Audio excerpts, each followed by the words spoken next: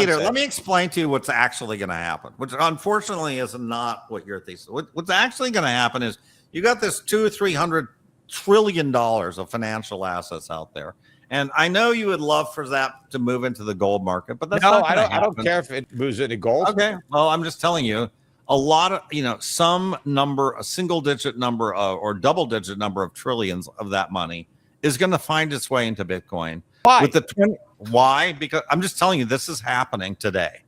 It's happening. Look at the Bitcoin ETF. Okay. IBIT has, you know how much money they have right now? IBIT has $50 billion in that. It is the fastest growing ETF in the history of ETF. And what happens when the people in those ETFs want their money back? What happens when they start getting net liquidation? They're ETFs, Peter. They aren't getting their money back. It's ETF. No. What happens when the shareholders of those ETFs decide to sell? Now those ETFs have to start dumping their Bitcoin into the market. Yeah, but that's the same thing with the gold ETF. I mean, if people start selling their gold ETF. Yes, exactly. Hi guys, hope to see you guys at Dubai Token 2049. We have exclusive 10% off the limited super early bird tickets. Click the link below. This pass will grant you access to speaking sessions, networking app, exhibition hall, daily networking drinks, and also included breakfast, lunch, and coffee breaks, all included the package. I love to see everyone there. Peace out.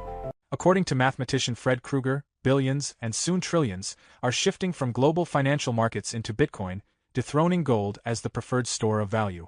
While gold has long been the go-to safe haven for investors, a significant portion of the $200 to $300 trillion in financial assets is now finding its way to Bitcoin.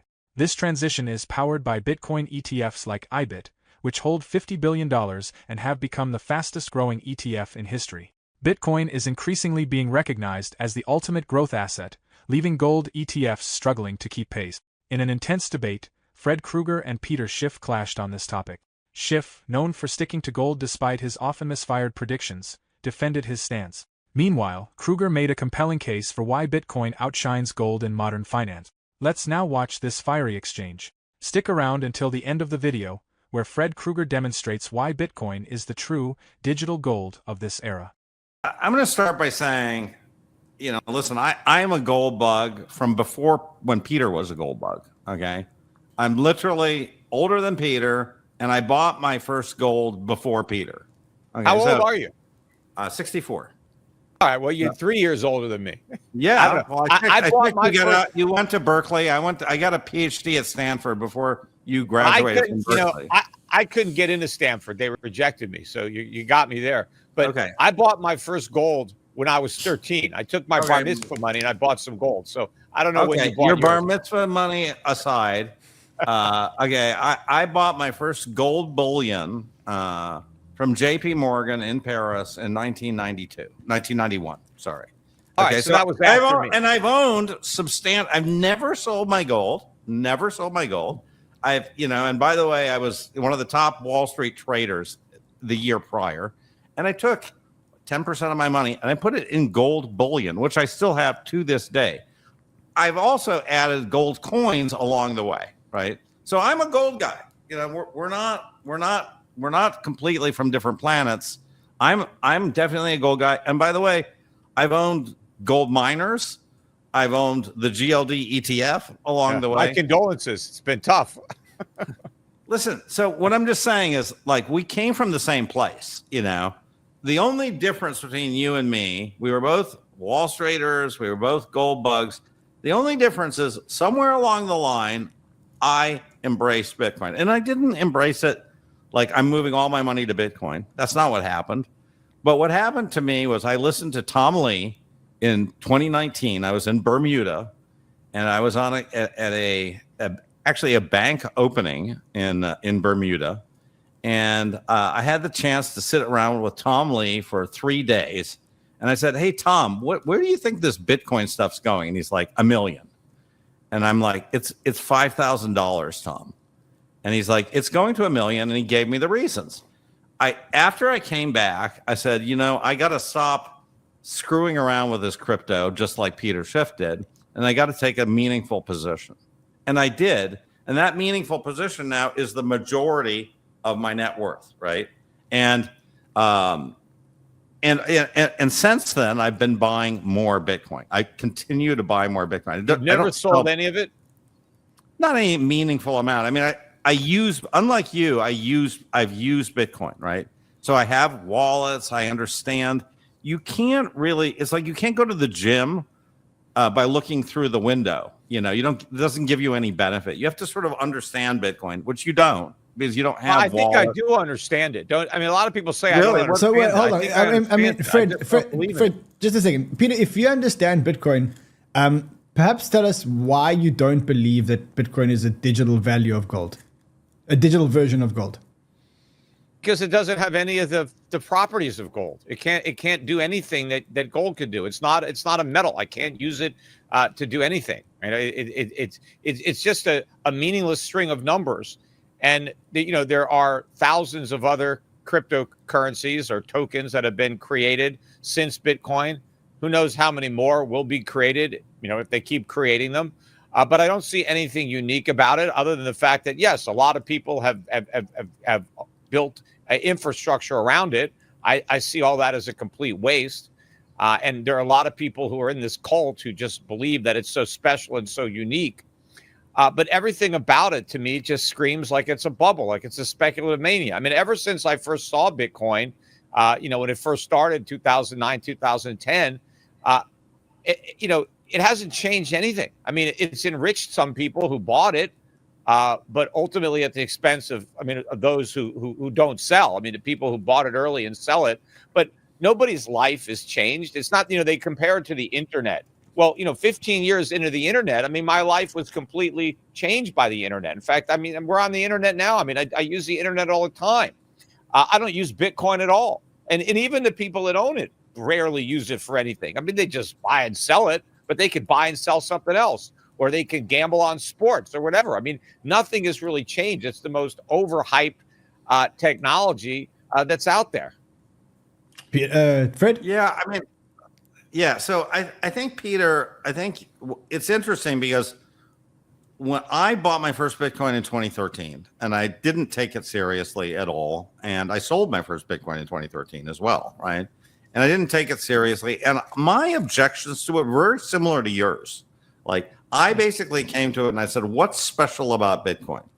And as a tech guy, because I started many and sold many tech companies, I kept on thinking there's going to be a bigger, faster, cheaper, better UI version of this thing, right? So I thought Bitcoin's going to be like the MySpace, and there's going to be a Facebook after it, or it'll be the Lycos, and that literally it took me 6 years to get over that objection, right? Because I kept on going to what's to stop somebody else from just making a better one of these things, right? What is there? Okay, so, well, first of all, Peter, if you don't understand that, you don't get Bitcoin, right? Because that is the fundamental problem differentiator between Bitcoin and every copy of Bitcoin. Forget other things like Ethereum or Solana or other things, right? But just there's many copies of Bitcoin. There's yes, I know. There's a bunch of them, right? Yes. So why is Bitcoin more valuable than Bitcoin Cash or Litecoin, right? There are very small differences between the code of Litecoin and Bitcoin, very small, right? And the difference is that it's a network, right? So it's sort of like the difference between, what is the difference between eBay and a complete copy of eBay that is running on Rand's server, right? It's not hard to, at this point, get a copy of eBay running on Rand. The difference is the people. It's the network, right? So Bitcoin is a network with 100 million participants in network, and humans using that 100 plus 200 million people use Bitcoin, and it is an enormous amount of investment is been put into the Bitcoin ecosystem, and not just, you say it's a waste of money, but it's not. This is people are investing their life savings and into this infrastructure, right? And this is a new convention, just like money was a new convention, right? Just like gold was before gold, there were seashells, there were other kind of artifacts that were used. Eventually, gold and silver became, the two that sort of won, and eventually gold eventually won over silver. And I think, this is just a better form of money that is going to, it will replace gold. It will replace fiat. There's no chance that gold goes back. We go back to the gold standard. There's none, zero. Well, we're certainly not going to go to a Bitcoin standard. I think there's an incredibly high chance that we go to a Bitcoin standard. That's the problem. And if we do, Peter, it's probably going to happen in your lifetime too. On X, Fred Krueger also has a bold message for skeptics. Bitcoin's rise isn't stopping at $100,000, and doubters like Peter Schiff need to reconsider their views. Krueger points out that almost $1 trillion could flow into the crypto market during the upcoming Trump presidency. With a pro-crypto SEC chair expected to take seat, Bitcoin could see smoother regulatory support. Additionally, lower interest rates and Europe's growing political challenges make Bitcoin's decentralized appeal even stronger. While Krueger acknowledges that Bitcoin's growth won't be instant, he's confident that its value could multiply fivefold under the new administration. This surge shows no signs of slowing down. Let us know in the comments if you agree. Now let's go back to the video as the debate continues.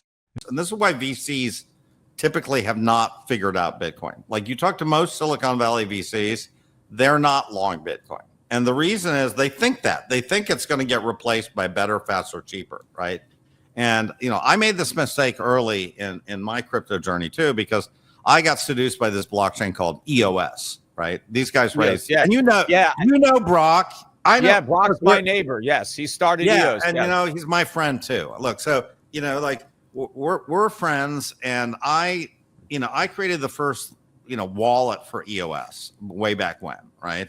And it became, but the problem is, and there's a new one now. It's just there's Solana. It's sort of the new EOS, right?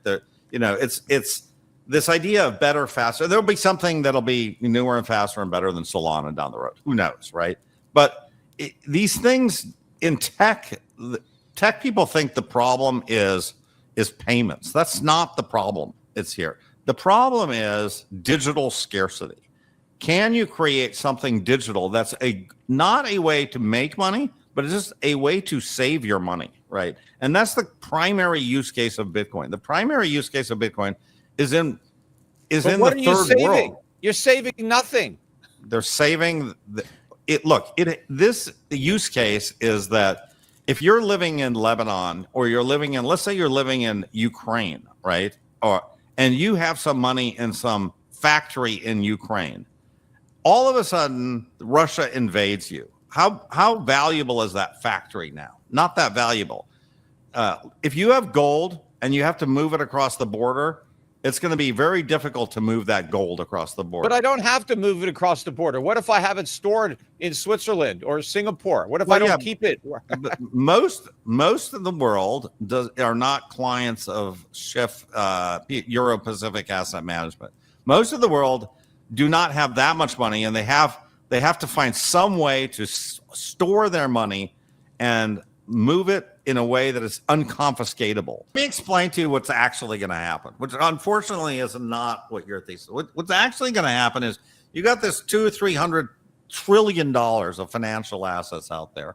And I know you would love for that to move into the gold market, but that's not I don't care if it moves into gold. Okay. Well, I'm just telling you, a lot of, a single digit number or double digit number of trillions of that money is going to find its way into Bitcoin. Why? Why? Because I'm just telling you, this is happening today. It's happening. Look at the Bitcoin ETF. Okay, IBIT has. You know how much money they have right now? IBIT has $50 billion in that. It is the fastest growing ETF in the history of ETFs. And what happens when the people in those ETFs want their money back? What happens when they start getting net liquidation? They're ETFs, Peter. They aren't getting their money back. It's ETF. No. What happens when the shareholders of those ETFs decide to sell? Now those ETFs have to start dumping their Bitcoin into the market. Yeah, but that's the same thing with the gold ETF. I mean, if people start selling their gold ETF, yes, exactly. But the gold market is far deeper and more liquid. It can handle it. But if you had here, a bunch of liquidations, Bitcoin would collapse like a house of cards. Well, the gold market is going to become inconsequential relative to the size of the Bitcoin market. Well, it's not even close right now. I mean, yeah, I'm just telling you, you're on the wrong side of history here. Look, what's happening? You're in the analog world. We've moved to the digital world. It's taken 3 years for Bitcoin to get back to where it was 3 years ago, priced in gold. I mean, it finally made a new high. I didn't think it would, but it finally did, barely. But over the last 3 years, since its prior peak, it's barely gained any ground. Bitcoin's going to be, and I'm not Bitcoin's going to be 100 ounces of gold per Bitcoin. Then it's going to be 1,000. I got all kinds of digital stuff in my life. But again, how about this? Why don't you give up real food and just live on digital food? How about that? Come on, Peter. Come on. You just consume digital food. You can't eat gold either. Last I could use gold. Gold is a real thing. That's the point. I want real gold. Bitcoin's not good because you can't eat it, but gold's great because I can use it. Doesn't matter. Your argument isn't. How about living in a digital house? How about if you just forget about an actual house, just have a nice, big, beautiful digital house and you live in that. All right, guys. I think. I think. Unfortunately, things are not going to play out the way you want. They haven't right now. Bitcoin and gold may serve different roles, but Bitcoin is redefining what it means to be a store of value. While gold's history and physical presence give it stability, Bitcoin offers a decentralized, digital solution that fits seamlessly into the future of modern finance. Fred Krueger isn't dismissing gold but challenges its dominance as the go-to asset. As the world shifts toward digital-first solutions, he argues that Bitcoin's relevance could soon surpass gold, marking a major evolution in how value is preserved. Do you agree with him? Share your thoughts in the comments section below. Thank you for sticking with us until the end of the video. Hit the like button if you enjoyed this discussion, and subscribe for more valuable discussions on building true independence through crypto. See you next time. For more Daily Dose Crypto news, check out these 2 awesome videos on your screen. Click now and we will see you on the next video.